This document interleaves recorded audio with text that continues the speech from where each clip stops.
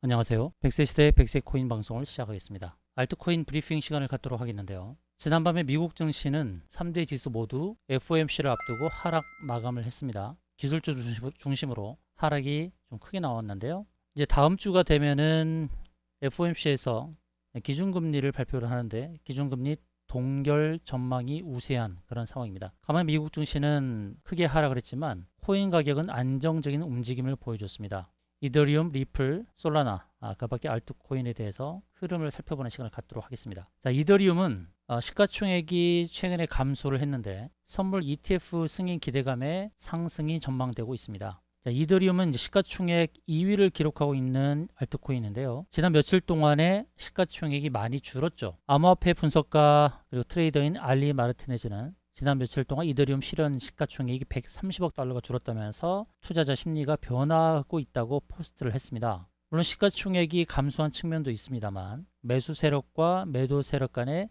치열한 지금 싸움이 벌어지고 있는 상황입니다. 20일 이동 평균선에 도달한 상황에서 여기서 치열한 싸움이 벌어질 가능성이 높다고 분석이 되고 있습니다. 20일 이평선을 돌파하고 종가가 20일 이평선을 상회하면 공격적인 매도세가 유입돼 단기 압박이 발생할 수 있다라고 보면서 이런 단기 압박 속에서 매도 세력이 우위를 점하고 있지만 매수 세력도 만만치 않은 그런 흐름인데요.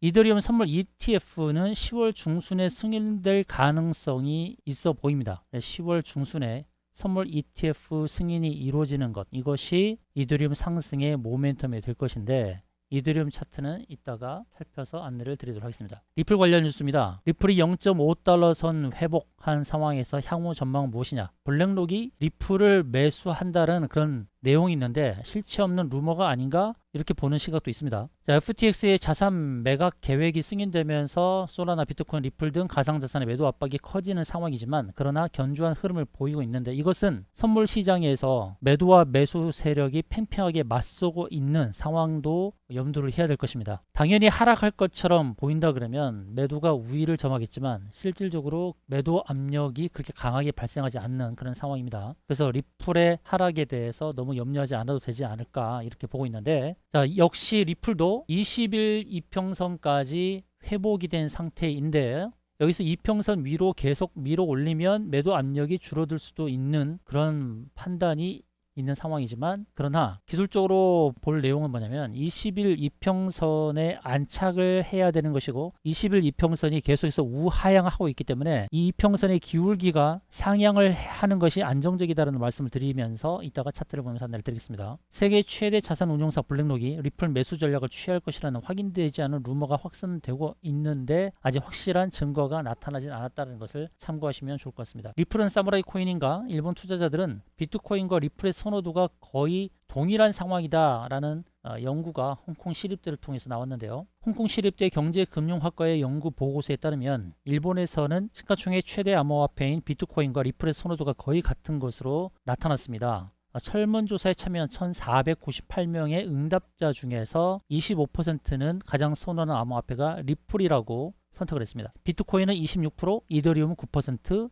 리플 25%. 그래서 비트코인과 리플이 거의 동등한 그런 상황이 되었죠. 일본 이용자들이 리플을 선호하는 이유로 일본의 관습과 일본 최대 벤처 캐피탈 펀드의 리플에 대한 신뢰를 꼽았다라는 뉴스가 나왔습니다. 여기서 언급한 벤처 캐피탈 회사는 SBI 홀딩스이고 이 회사는 리플의 초기 파트너로서 2017년 리플에 3억 달러 가까운 금액을 투자한 것으로 알려져 있습니다. 이처럼 리플에 대해서 일본 투자자들의 선호도가 높다는 것 참고를 하시기 바라겠습니다. 리플의 활성, 주소 급감과 거래 부진을 크게 우려하지 않아도 되는 이유라는 타이틀의 뉴스가 나왔는데요. 최근에 리플의 거래량이 감소하는 그런 움직임이 나타났죠. 거래량이 적다는 것은 일반적으로 우려 요인으로 지적되고 있습니다. 그러나 낮은 수준의 거래량은 자산을 매각하지 않고 계속 보유하려는 투자자들의 입장을 반영하는 것일 수도 있다라는 판단이죠. 변동성이 작은 상태에서 거래량이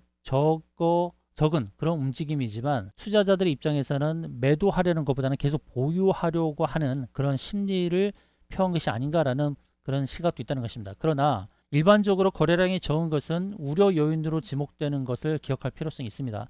그래서 기술적으로 어떤 안목을 갖는 것이 중요한지 잠시 차트를 통해서 안내 말씀드리도록 하겠습니다. 솔라나가 반등하면서 숏 포지션 강제 청산 위험이 생겼다라는 뉴스가 나왔습니다. FTX 보유 암호화폐 자산 매각 허용 결정에 솔라나가 제일 타격을 받는 상황이죠. FTX 보유 암호화폐 중에서 솔라나가 제일 많기 때문인데요. 그런 자산 매각의 승인이 결정났음에도 불구하고 솔라나 가격은 오히려 반등을 했습니다. 자, 반등한 가장 큰 이유는 이 선물 시장에서의 매도 포지션에 큰 이익을 주지 않으려는 매수 포지션의 그런 반응이다라고 볼 수 있겠는데요. 자, 중요한 것은 이거예요. 여러분 끝까지 시청하시기 바랍니다. 기술적으로 제가 이더리움과 리플과 솔라나 차트를 살펴서 안내 드릴 텐데요. 솔라나의 선물 미결제 약정이 16% 넘게 증가했다는 것입니다. 이게 무엇을 의미하냐면 당연히 솔라나가 하락을 할 줄 알고 하락에 베팅한 투자자들이 상승을 하다 보니까 손절 처리하지 않고 결제를 미룬 겁니다. 다시 하락을 하겠지 하는 그런 마음으로 상승해서 손해를 보고 있는 가운데서도 결제를 안 한 거예요. 손절 처리를 안 한 겁니다. 그러니까 미결제 약정이 이렇게 늘어나고 있어요. 무려 3억 3,800만 달러입니다. 3억 3,800만 달러, 3천억이 넘죠. 거의 4천억에 가까운 그런 미결제 약정이 나타나고 있는 거예요. 이런 상황에서 숏 포지션에 수익을 주기 위해서 다시 솔라나를 크게 급락시키기도 어려운 상황이죠. 선물 시장에서 매수와 매도 세력이 팽팽하게 맞서고 있는 그런 모습입니다. 그래서 기술적으로 어떤 내용을 살펴야 될지 하나씩 안내해 드리겠습니다.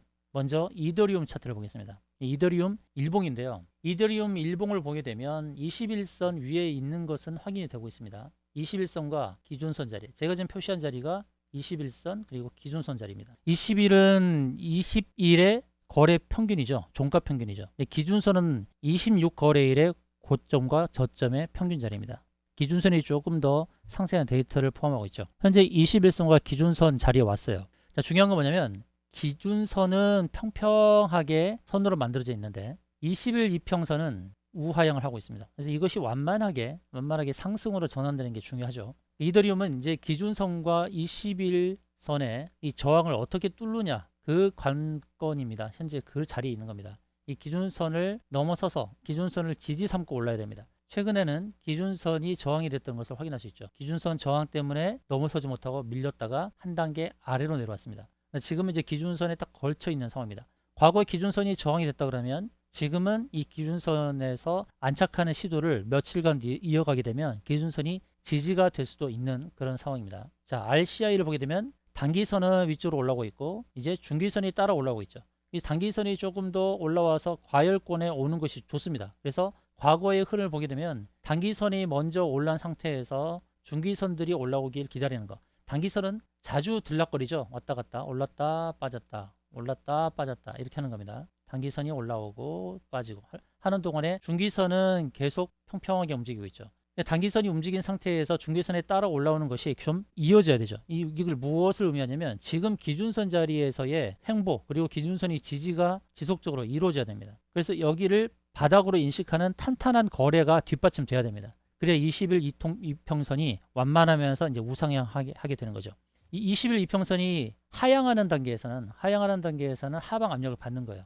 이렇게 20일 이평선이 하락을 하는 가운데서는 하방 압력을 받죠. 그러다가 횡보를 더하게 되면 이제 20일 이평선이 우상향 한다는 겁니다. 그러면서 안착을 하면서 거기서부터 상승으로 전개될 가능성이 높죠. 그러나 한 가지 명심해야 될 것은 제가 지금 표시한 이 자리, 여기는 3개의 저항값이 있습니다. 일목균형표의 구름청 상단 그리고 121선, 241선 3개의 저항이 있는 자리예요. 여기는 조심해야 됩니다. 1,800원 부근입니다. 1,800원 부근. 여기가 강력한 저항이 될 것이라는 것은 1,800원이 아니라 1,800달러입니다. 1,800달러. 1,800달러 여기서는 조심해야 됩니다. 자, 1,800달러까지는 상승을 기대하자. 하락을 하더라도 1,800달러에서는 저항이 부딪힐 수 있다. 선물 거래하시는 분들은 1,800달러를 조심하시면 되겠죠. 1,800달러는 자릿수가 바뀌는 거기 때문에 1,795달러, 1,799달러 여기서 포지션에 대한 생각을 하시는 게 좋을 것 같습니다. 3개의 강력한 저항값이라는 거. 그리고 매수를 본다 그러면 현재 자리에서 기준선 자리에 지지가 계속 일어나야 된다라는 거 참고하시고요. 흐름은 올랐다 빠졌다는 파도의 흐름을 타고서 점차 우상향하는 패턴으로 가는 것이 중요한 상황이 됐습니다. 자, 이더리움 일봉 상황에서는 1800달러 정도가 저항이 될 가능성이 있다는 거 참고하시고요. 그다음 주봉에서 제가 안내드렸던 것은 뭐냐면 주봉에서는 240주선이 계속 우상향하고 있어요. 지난번에도 안내드렸죠. 240주선을 타고 있는 겁니다. 이더리움은 올랐다가 빠졌다가 240 지지, 그 다음에 또 올랐다 빠졌다가 240주 지지, 이렇게 해서 이제 다시 상승의 패턴으로 전개될 가능성이 있는 상황입니다. 그래서 이더리움은 하방 압력이 있지만 하방 경직성, 더 이상 하방을 용인하지 않는 그런 하방 경직성의 패턴을 갖고 있는 상황이다. 240주선 지지 이후에 구름층 상단까지 열려 있는 상황입니다. 지금 현재 박스로 보여지죠. 구름층 하단에 도달한 상황에서 구름층 상단으로 전개될 가능성이 있다는 것을 참고하시면 되겠습니다. 다음은 리플을 보겠습니다. 리플 차트입니다. 리플 차트는 커브 위드 핸들 베이스 패턴이라고 제가 안내를 드렸습니다. 그리고 21선의 테스트가 이루어지고 있는 상황이죠. 자, 자세히 보십시오. 위에 이 주황 실선이 21선입니다. 21선에 계속해서 터치를 못해서 8월달, 9월달 이렇게 계속해서 21선을 터치하려는 노력을 하고 있지만 8월달에 한 번도 터치를 하지 않았고 9월달 들어서 이틀 연속 21선을 터치하고 있습니다. 이 저항대를 테스트하고 있는 거죠. 부딪혔다가 밀렸다가 또 부딪혔다가 밀렸다가 21선에 안착을 시도하는 거죠. 리플이 21선 안착을 시도하는 가운데서 이제 21선이 완만해지게 되면 우측에 보이는 구름층 안으로 들어오게 되죠. 그래서 아까 리플의 분석가가 표현하기를 20일 이평선에서 저항대 테스트를 하고 있다라고 표현을 했는데요. 역시 이더리움처럼 리플도 21선 안착이 중요한 상황이 됐습니다. 자, 이 리플의 차트를 자세히 보십시오. 제가 표시하고 있는 자리, 현재 제가 표시하고 있는 이 자리에서 반등이 나타난 거죠. 여기는 무엇입니까? 과거 거래가 되었던 매물의 자리죠. 매물의 자리에서 지지를 받고 반등을 하고 있는 상황입니다. 리플은 기술적으로 주봉과 일봉에서 정확하게 기술적인 자리들을 지키고 움직이고 있습니다. 주봉을 보여드리겠습니다. 주봉을 보시게 되면 구름층 상단이라는 매물대, 이 매물대를 통과하지 못하고 2주 연속 부딪혔다가 빠진 흔적이 보이죠. 그렇다고 한다면 하락을 했을 때도 역시 기술적인 자리를 지키고 갈 것이다 라는 것을 기대해 볼 수 있습니다. 주봉에서는 연속 5주 하락을 했습니다. 연속 5주 하락을 했습니다만 아래 꼬리를 단 움직임입니다. 이제 5주 하방의 압력을 딛고 상승으로 전개될 가능성이 높은 그런 차트의 모양을 갖고 있어요. 달러로는 지금 현재 0.5달러를 회복을 했죠. 0.5달러를 회복했습니다. 그래서 리플은 하방 압력이 있는 상황이지만 그러나 크게 하락을 하지 않고 여기서 상승으로 전개될 가능성이 굉장히 높은 차트의 모양을 만들고 있습니다. 일봉 상황에서 제가 지난 영상에서의 목표가, 지난 영상에서 목표가를 이렇게 제시를 드렸죠. 구름층 상단까지입니다. 이 구름층 상단의 정확한 가격대가 궁금하시다면 차트 분석방에 들어오셔서 매도 포지션, 매도 포인트를 안내받으시면 될 것 같습니다. 다음은 솔라나를 한번 보도록 하겠습니다. 자, 솔라나의 차트를 보도록 하겠습니다. 자, 솔라나는 역시 차트가 솔라나 차트도 리플처럼 모양을 좀 그려가고 있습니다. 솔라나의 이 일봉 차트를 보시게 되면 리플과 거의 비슷하죠. 리플도 바로 제가 표시한 자리에서부터 반등이 나타난 겁니다. 리플이나 솔라나나 지금 비슷한 차트의 모양을 그리고 있습니다. 상승을 지속적으로 했고 혹시 하락을 하더라도 염려하지 않을 것은 이제 최근에 4주 연속 상승했던 것에 대한 그 상승에 대한 그런 반락의 흐름이 조금 나타날 수 있으나 그러나 솔라나도 우상향하는 패턴으로서의 전개를 기대해 볼 수 있겠습니다. 주봉을 보겠습니다. 주봉을 보게 되면 크게 변동이 없어 보이는 그런 모습이죠. 구름층에 들어왔다가 밀렸죠. 구름층 하단도 매물대입니다. 그래서 매물대 부딪히고 밀렸다가 다시금 구름층 안으로 들어오는 시도를 하게 될 거예요. 그래서 솔라나는 주봉에서 봤을 때 구름층 안으로 들어오는 것이 의미가 있어요. 그래서 구름층 안에 들어오는 것을 확인할 필요성이 있습니다만 그러나 일봉 상황에서는 바닥을 탄탄하게 다지고 왔다는 측면에서 역시나 긍정적으로 보는 게 좋을 것 같습니다.